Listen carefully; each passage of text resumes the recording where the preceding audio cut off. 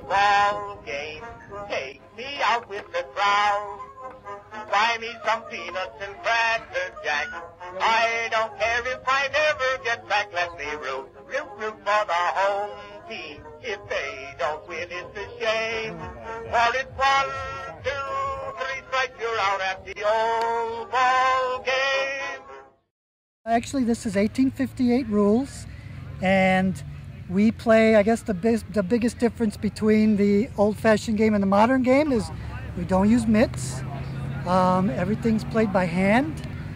The names are totally different. Players are not called players, they're called ballists. The pitcher's not a pitcher, he's a hurler. I happen to be the hurler. The hurler throws underhand. I guess another big difference is if the ball flies in the air and it bounces on the ground, the player can either catch it in the air for an out or let it bounce once, and if before he hits the ground the second bounce, he catches that, that's an out. We play this game for the love of the game, the way it was meant to be played, in the manner it was meant to be played, and to be played by gentlemen.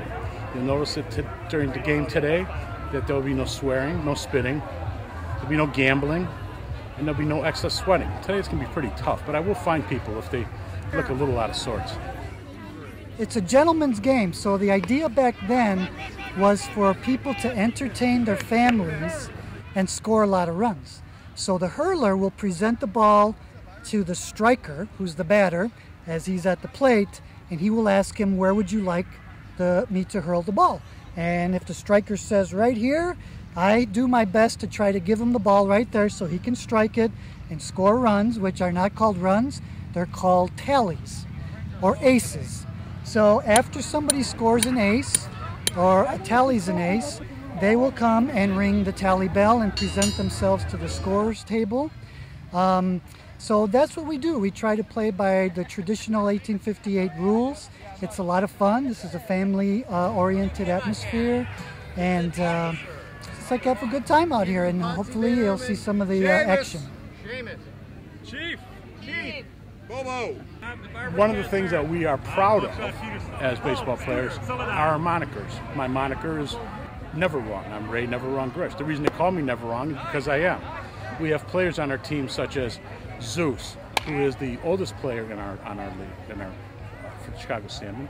We have Pipes, and we have Jumbo Shrimp, and we have the Sweeper, and we have Bud, and we have Neutral. Everybody's got their own little moniker, and they got it for some reason. Well struck, sir! He dropped it! This is my third season. I've been with them since they started. They started it 3 years ago, I think. Yeah, 3 years ago when they played one game for the 100th year anniversary of Munster, Indiana. That's what started it, got the ball rolling. And once we started playing teams like the Chicago Salmons and the Deep River Grinders, who are really into it, that's when we did. Like last couple years, we didn't have the uniforms. We just kind of played in jeans and one jersey. But we started getting into it full force.